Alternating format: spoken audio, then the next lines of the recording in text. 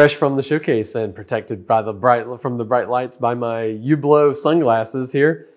It's an unusual day at SwissWatchExpo. I know Blake told you about some wild and crazy watches earlier, but this one might top all of the ones that he was talking about. This is the only watch I've ever seen that came with a pair of sunglasses to make sure that you got the look right. I think one more step, they might have included shoes too, but let me just take these off. But yeah, these sunglasses actually come with the watch. It's an interesting thing here from Hublot. This is the Big Bang Unico 45 millimeter. This one is a reference 411.YL, and it's a fascinating watch. They only made 500 of these. It's a very limited edition. If you know anything about Hublot, you know that they started in 1980, that they were the first company to develop, it took them 3 years to develop a natural rubber strap for a watch. Nobody was interested at first, but they've become kind of a juggernaut in the world of watchmaking. They don't have the long history that a lot of the more conservative brands have. But conservative, they are not. They view themselves as the brand that they call themselves the art of fusion.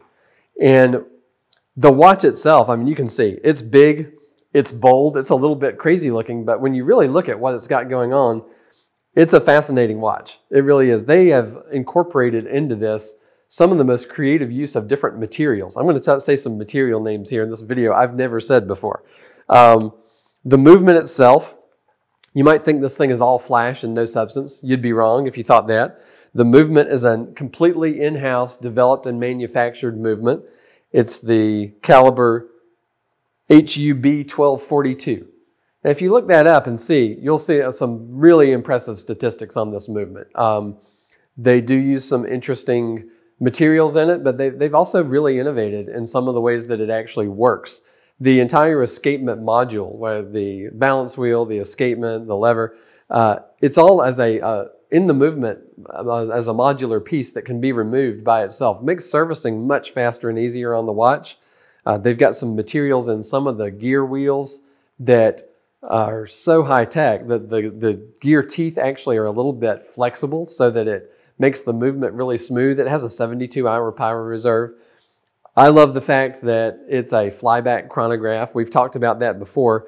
What that does is when you start the chronograph, and by the way, you can see from the front, because this is a partially skeletonized dial, you can see the column wheel mechanism, which makes the chronograph really firm and true. It also has a double clutch mechanism. This is the easiest to start and stop chronograph I've ever felt in any mechanical watch.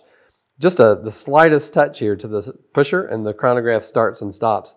It's also a flyback, which means that, let's say you're timing something, and if it's a running event, typically what happens is if you stop to take a lap split or something like that, record that, and then if you restart, you're going to lose some seconds there.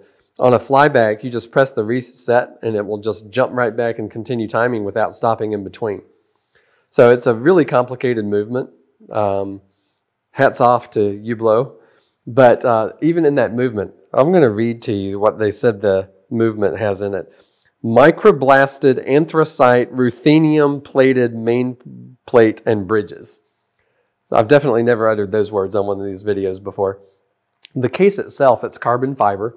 Now you might know carbon fiber is almost always black. That's part of the manufacturing process, and the only way to get a different color is to put something else on it. So you can see this is a really, really bright blue.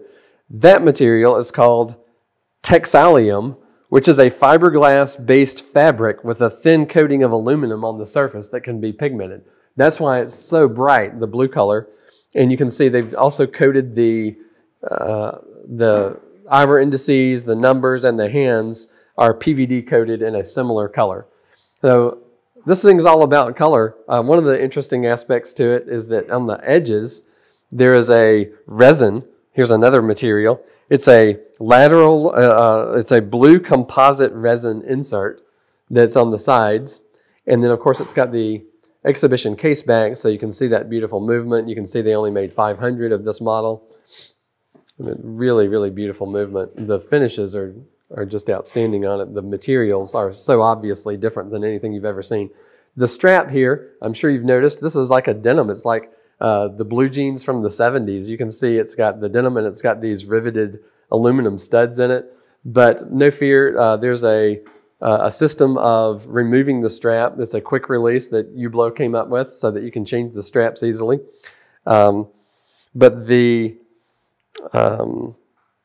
main plate and everything that you're able to see definitely has a different look to it. It has sort of a grayish finish to the metal that I've just never seen in any other watch.